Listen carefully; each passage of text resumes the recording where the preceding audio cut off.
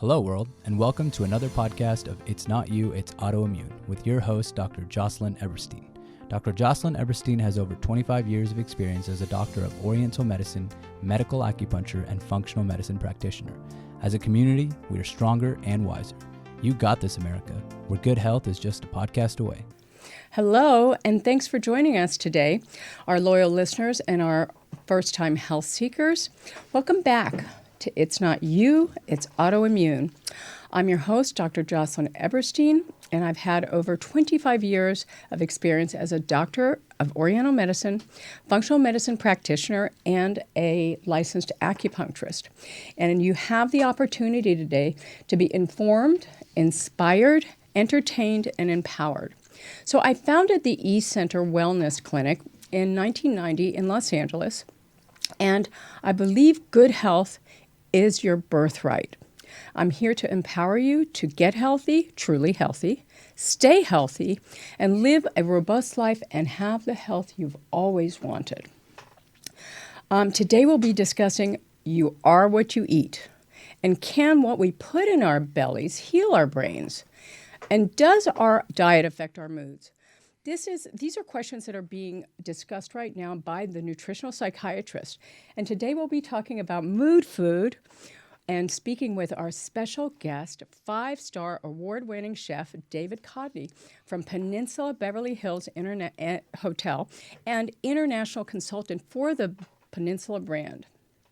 So, in our previous episodes, we've been discussing the pandemic. COVID pandemic. We're scared, we're frightened, we're confused, and now we're totally stressed by the media and all the conflicting data. It's confusing, and we don't know what to do.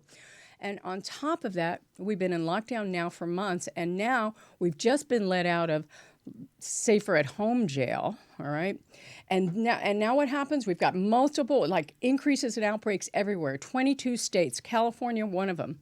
We have demonstrations everywhere, reactive outbursts by people rioting, police acting out of turn, and the National Guards that are at our door, and an underwhelming government leadership.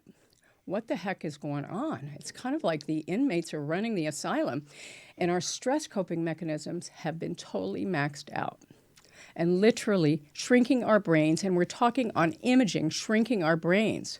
We've tried to seek help. We tried to self-medicate. The alcohol sales are through the roof. Substance abuse is high. And by the way, they're running out of Zoloft. There's a shortage of Zoloft. So really, what is going on out there? Research is showing that our Western diet on a global, and it's a global diet at this time, threatens our behavior. It threatens our decision-making, our mental health, and depression, which is the top driver of disability. So everybody who's got these mental illnesses are really, they're disabled. So clearly we're not feeding our brains. And because unlike Vegas, what happens in your body just doesn't stay in your body, it actually goes to your brain. Americans as a country are overfed and way undernourished. Hence, it's driving the mental disorders and the COVID pandemic. I want people to take responsibility for this pandemic because it is your responsibility to stay healthy so you do not spread it, okay? So this poor brain nutrition, it's shrinking our brain. Let me explain how that works. So you have the adult part of your brain, which is the frontal cortex. This is the smart one, okay? It thinks ahead of time, makes rational decision, and thinks for you. And then you have the primitive part of the brain. That lives right behind you. So that's the reactive part of the brain, okay? And that one is kind of this immediate gratification, fight and flight circuitry. So this leads to what we call an us versus them mentality.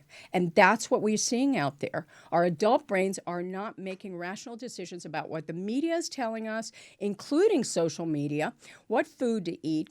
It's creating political conflict, Democrats versus Republicans, racism. We've got black like me, white supremacists, and even nutritional conflicts. Okay, we've got vegans versus paleo. The list goes on, and the stress factors are hijacking our ability to make decisions. So can what we put on the end of our forks really heal our brains? And what we choose to eat affect our moods? And the research says positively yes. What you eat becomes you. Your brain is built on food and specific types of food. The brain's like this sponge, and what you put in your stomach, it gets to your brain. And we go back to the Mediterranean diet, which is basically the Paleo Mediterranean diet. We've been talking about it for a long time because it actually helps your immune system and definitely feeds your brain. So this is a blending of food science and brain science. It's cutting edge neurobiology of how food affects your cognitive function, again, the adult part of your brain. And this is how it works and why it works. Because it's the most nutrient-dense, low-calorie diet that exists, and it justifies olive oil, chocolate, and red wine, which is why we're so excited today to have Chef David Codney on our podcast. He is the executive chef at the Beverly Peninsula Hotel, and he's remarkable. He runs he's in charge of 73 line staff, so we can start with that. $14.5 million food and beverage operation, and six food and beverage outlets. There's the Belvedere restaurant, which is the fine dining. It's the only 5-diamond star dining room in all of Southern California. So 21 years it's been that way. It's gotten that a little award. bit longer now, but we're happy about the distinction. How nice. And the roof garden, the living room, the club, banqueting, and more. And he developed this really cool local hotspot, which is the barbecue series at the Roof Garden in Los Angeles. And people are loving this. Thank you so much for joining us today. I really appreciate you being here. So let's talk about the elephant in the room. Okay. COVID-19. What were your first thoughts when you heard about this safer at home issue? COVID's interesting because of our clientele, they tend to be of a different demographic. They're not the younger kids. So we have to be a little bit more strategic in how we do things. The benefit of us, of the luxury sector, is that we have strict guidelines that we follow. We hired in a sanitation and hygiene manager that's just strictly in charge of this. We have staff that goes down and cleans through. So, from a COVID side, to me, I look at this as any other disease that we have. We've been battling norovirus, the whole time in the hotel industry. The common flu has been battling. So this is another one along the same lines, and it's the same kind of call for it. It's just we don't have a vaccine yet. We don't have a vaccine. Right. So what is in the works as far as opening things up? So we just opened up our roof garden fully. So we have the pool upstairs, we have the roof garden, new menu, falls aligned with the paleo kind of thing that goes in, just fresh ingredients. We have a garden upstairs that we try and grow most of our herbs from. A lot of the vegetables we try and get from there as well. We opened a club bar this past weekend, which is amazing. And then we're looking hopefully to open Belvedere soon. That's exciting. It's very exciting. Have you ever, I don't know if anybody's ever looked at the menus at the Peninsula, but you can go anywhere in that facility and get amazing food. In general, what do you think this COVID thing is going to affect the food and beverage industry? It's interesting that we're seeing it now. I'd be remiss to say that it's going to go back to normal. I think we just need to really understand what hygiene is. I think people that in the food and beverage side that we've been doing for a long time with plate washing, ware washing, hand washing has been going on forever. We just need to educate now the general public so they feel safe and comfortable. I think you're going to see a resurgence in outdoor dining because everyone feels more safe in outdoor dining. The indoor dining is going to be a little bit longer to lag. Well, this is an important topic, and we have callers on the line. Callers, can we take a call?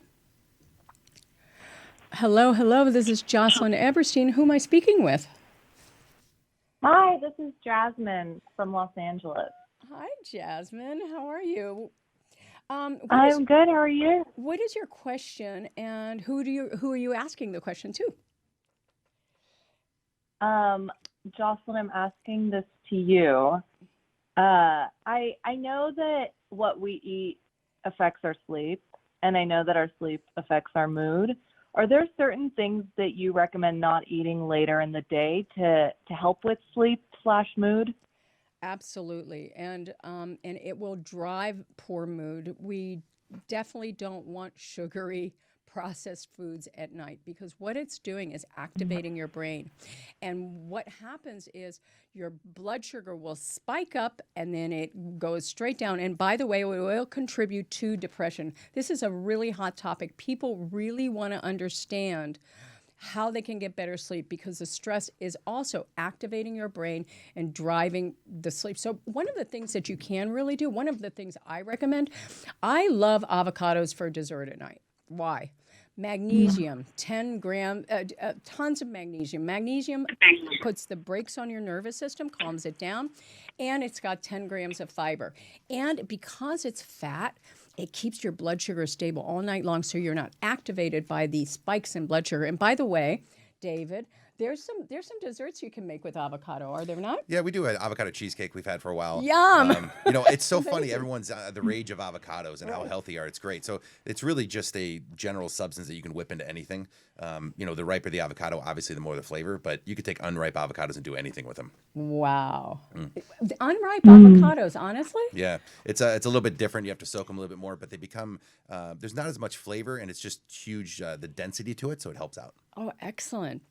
So, did that answer your question? Yes, that's really helpful. Thank you so much. Thank you for listening, and keep listening. And we're looking for calls at 323-524-2599. Thank you, David. So, do we have another caller? All right. Hello. This is Dr. Jocelyne Eberstein. We're on It's Not You, It's Autoimmune. Who am I speaking to? My name is Aaron. Hi, Aaron. And where are you from? Los Angeles. Hi, Aaron. How are you? And Aaron, what's your question, and who do you want to ask the question to? I guess I'll ask you. It's just generally understanding how does a paleo diet really affect more senior citizens in terms of brain acuity? I mean, I know we talk a lot about it more in terms of like losing weight, getting muscle tone and such, but for someone who might have some cognitive issues or just be a little bit old, how would that generally affect your mental health in terms of things like long-term memory, short-term memory, learning new subjects, et cetera? Well, did you want to ask me or ask Dave? Either one, whoever wants to get it. Dave? Well, I can't speak to the mental side, as I don't have a PhD. I cook for a living. I could just tell you that as we get older and we see a lot more senior members come into our dining room, they do a lot better with just the paleo side of things. The less processed foods, the better, fats that we can put in our body. I think overall, your body's not fighting anything that's not natural, so there's nothing but benefits from it. I think at a certain point in life, you only benefit from the good things, so you're not fighting all the other sides. I have a little bit to add to that. The paleo diet, although everybody thinks it's a high meat diet, it really is not, because paleo, although people think it's a caveman diet and people were out there eating the meat, they actually gathered around the water. And most of the protein that they were eating was fish. And fish is one of the top mood foods that you can possibly ever have, because, especially fatty fishes, we know the fish oils are really good for your brain, but the fish flesh, not the oil. The oils helps, but the fish flesh more replicates the chemistry of the brain. So especially the fatty fishes, and there's particular ones. A lot of them you have to have an acquired taste. Caviar is like actually the best, as well as things like oysters and mussels and clams. Those are brain food. So for an elderly person, if we can get that food in, and plus they don't have to chew it as much as they usually have to chew the meat, that's going to help their brain. And as you know, protein is a precursor for neurotransmitters, serotonin, dopamine, acetylcholine for memory. So fish and eggs I really like for this brain food, and that's part of the paleo. Next caller, please. I forgot to thank you, Darren. Hi, I'm Dr. Jocelyne Eberstein on It's Not You, It's Autoimmune, and who am I speaking to? Hi, this is Claire from Las Vegas. Hi, Claire from Las Vegas. What is your question, and who do you want to ask it to? It's for you, Jocelyne, and I was wondering, what is the best thing that I can give up food-wise that would make my brain the happiest? Well, you could probably give up anything that's out of a bag, which is usually processed, and any kind of carbohydrates, really dense carbohydrates, sugary foods, including tropical fruits. Tropical fruits, too much of anything's a bad thing, but really staying away from the sugars. I love dark chocolate. I mean, if you get a really super high percentage dark chocolate, it will actually feed your brain and really make your brain more aware and alert.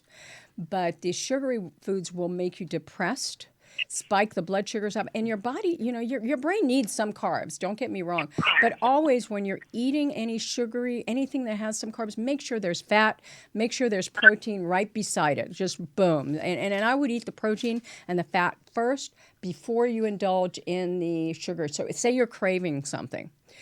I would go straight to an egg, have the egg first, and then go for your craving if you still want it. But I think that your body is starving for energy.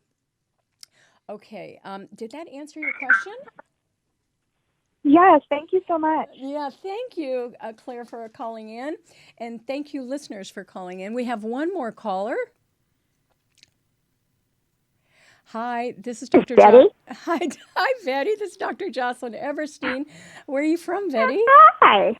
Hi. I'm from Brookline, Massachusetts. How are you today? Oh, my God, I'm great. What is your question? Who do you want to ask That's it great. to? Well, about mood swings. I heard that a diet that was very high in protein can increase the chance of mood swings. Is that a fact or a fiction? David, what do you think?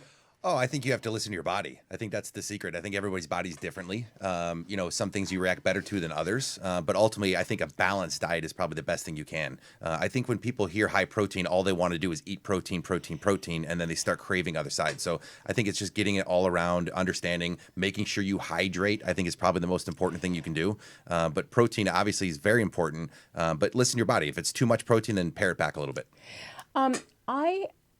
An aside on that, in protein, eating protein is insulinemic, okay? Meaning it spikes insulin.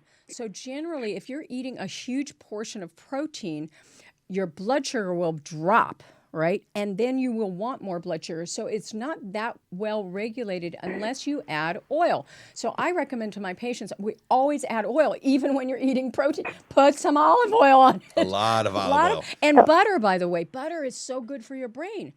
I mean, butter's gotten a bad rap, but butter, real butter, has butyric acid, and butyric acid feeds the intestines. And it gives fuel to your intestines, and that's where you make all of your neurotransmitters like serotonin. It doesn't just come in a bottle. All right. Did that answer your question? Well, that's a very good answer. Thank you. Oh my God. So David, so do you actually, I mean, when I look at your menu, I mean, I'm looking at this and you prepared mood foods. It's very good. It's a very mood foodie kind of menu, right? And we're looking at, so I mean, I'm just looking at the breakfast menu. So eggs, we discussed, it has this thing called choline. Choline is a precursor for acetylcholine, which gives you brain memory, concentration, thinking. So anybody who eliminates eggs, not a great idea. I like caviar. I love caviar. I'm European. I love caviar. I'm sorry. I know it's a little bit expensive, but really almost any kind of fish eggs. So do you use any fish eggs in your kitchen? We use salmon roe. We use some flying that. fish. We try and pare it back depending. A lot of people find fish eggs to be a little bit too strong, so we tend to garnish things with that. We'll pair the fish with their eggs is really what we like to do. That's amazing. So that you do that for breakfast and Correct. at the breakfast Correct, store? yeah. I love that. So the other things we like is I'm looking at your Canadian bacon with asparagus. Mm-hmm. Always need a green vegetable. Exactly. And so when we're eating these green vegetables, and by the way, when we're eating food, and some of the foods that you prepare here are really they're helpful for the brain because, especially like the vegetables, the brighter the color, the more intense food nutrition you're getting for the brain. Anything else you love? On the breakfast menu, I think the shashuka is probably the sleeper. I love it because we do like these kind of sheared eggs that go inside. It gets braised tomatoes. We do kale that we grow upstairs in our garden. So it's really nutrient dense and it's a heavy dish. I think a lot of people are so used to, especially me growing up in the Midwest, it was eggs, bacon, and potatoes. Yay. And then we've kind of changed that culture now where you can still have a very dense meal to start your day off, but have it be healthy. Well, I have to tell you that the best thing that I love about the Mediterranean diet is you get to have things like the good stuff, the dark chocolate, and the wine. So the wine is super good. Not too much, you guys. 3 ounces for a woman and 6 ounces for a man. But the dark color of the wine feeds your brain, as do the things like berries, the dark berries.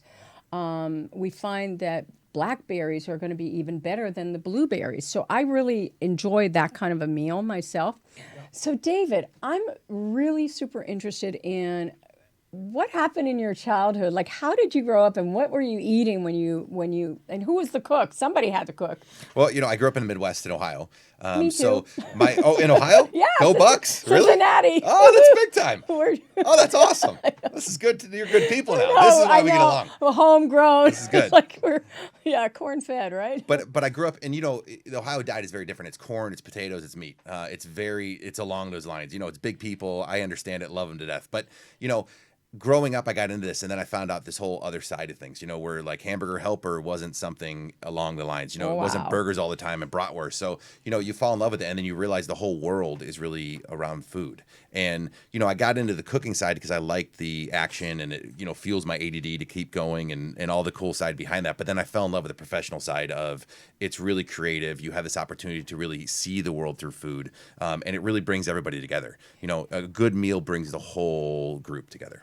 Is that what happened when you were growing up? Your mom? Yeah, so my mom was a great cook. She, went around, but I think it was really the traveling later on that really got it to me, is the ability to kind of see things and really kind of speak the same language without speaking the same language. So, food is very near and dear to my heart. I fell in love with more the gardening side now, the farming side, the sustainability, the holistic approach. I'm not a health nut, but I enjoy great food, and I think those always go together. So what happens when you go back to Ohio? Because I know what happens when I go back to Ohio. I go, are you kidding me? It's always good to go back. I make a trip every year.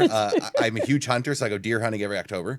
That's just kind of the thing. And, I miss it back there. I miss the food. But it's always good to come back to LA and have a little bit more healthy side to things. I know. It's a little heavy. Yeah, a lot of pierogies, Exactly. Yeah. I have one more question. Sure. If you could make a meal, a dinner, for 3 people that are either dead or alive, who would those people be, and what kind of a meal would you make? Wow, that's a tough one. I think this is going to sound really weird, and I think everybody knows me. It might kind of catch everybody off guard. I've always been fascinated by the Dalai Lama for a multitude of reasons.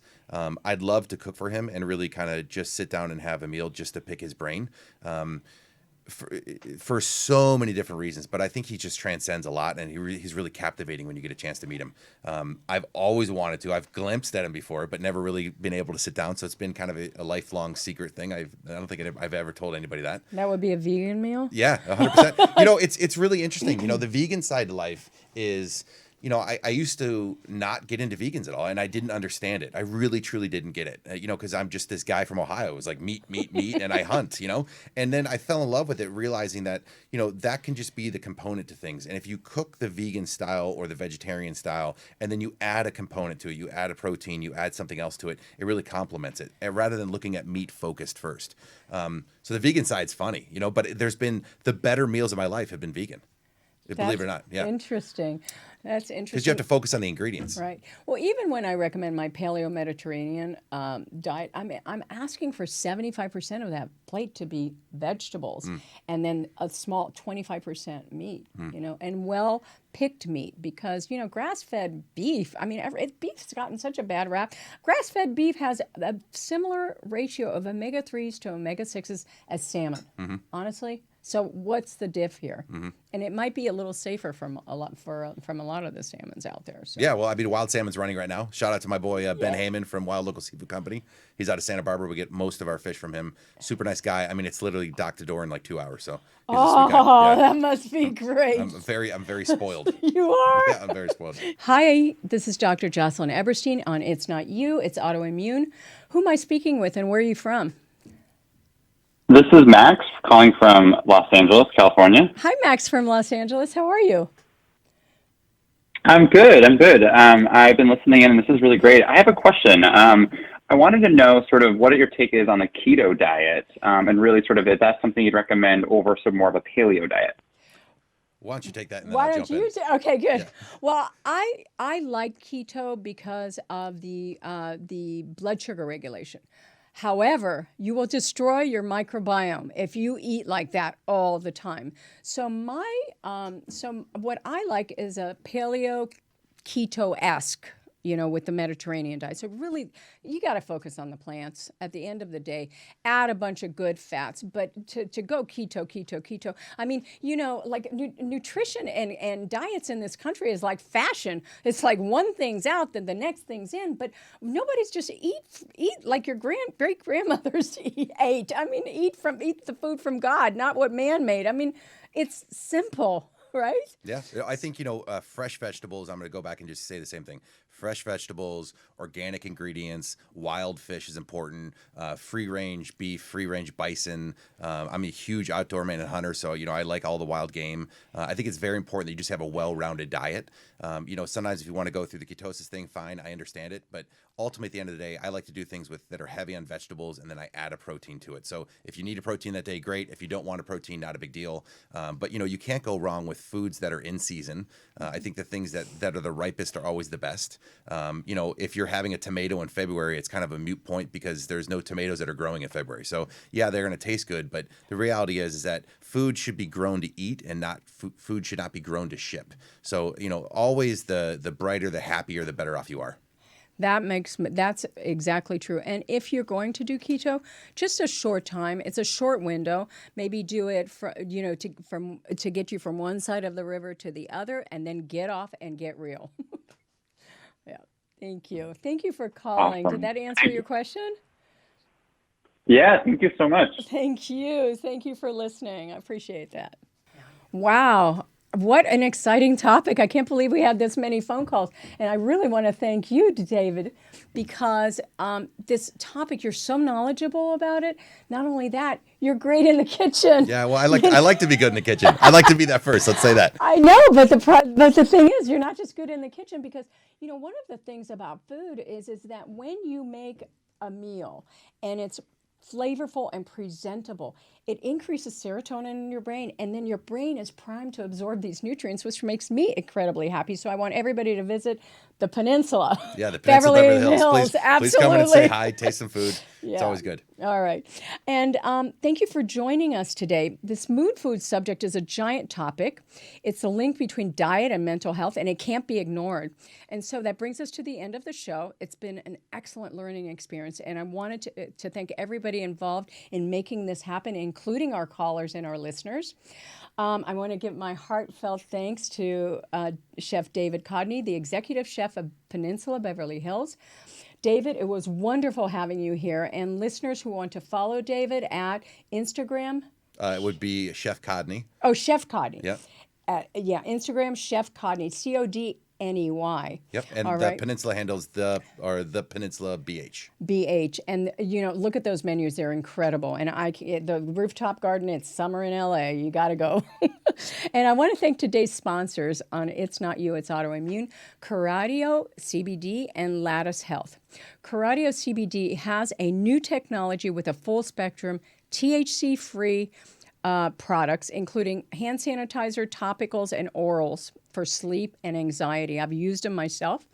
They use this technology called an entourage effect, which means it uses all the parts of the CBD, CBN, CBG, yada, yada. But what that does is it creates a synergistic effect. So these CBD, THC products actually work, which I've never found them to work personally. So the nanotechnology on their hand sanitizer, which is right here, it absorbs 10 times what a normal hand sanitizer will absorb in terms of germs. So 99.9% antibacterial. And the pain roll-on has these synergistic substances like arnica and MSM that actually personal experience showed me that it works within just one visit. I did hardly anything on it. And Lattice Health, which is a CDC, too many C's, CDC approved mask, which is cotton. A plain cotton mask does not protect you from the public. It only protects the public from you. They have a pocket in here where you can actually insert their HEPA air filter, and that will protect you from 99% of the microbes out there and contaminants in the air. So I'm so excited about this product, and I think that it should be used in every restaurant, honestly. So follow us on our socials at Facebook at It's Autoimmune, and Instagram at It's Not You _ It's Autoimmune. Twitter at its_autoimmune, and you can listen to us every other Friday at 5 p.m. on UBN Go Network. I'm Dr. Jocelyne Eberstein. It's time to feel better so you can live better. Until next time, we got this, America, where health is just a podcast away. Visit us at It's Autoimmune on Facebook. I want to hear from you. I want to hear what's going on. I want to hear if you're having any issues. And for the first 5 callers who call in, I'm offering a 15-minute health strategy session with me personally, so I can maybe look at your issues and maybe set you in the right direction. Again, thank you. Thank you, David Codney, for coming on. And a big shout out to our sponsors, eCenter Wellness, a nationally recognized institute for cutting edge health, and where we make patients partners in their health. For more information and the downloads and information from this show, go to autoimmunepodcast.com. Thank you so much for listening. I can't wait to see you again.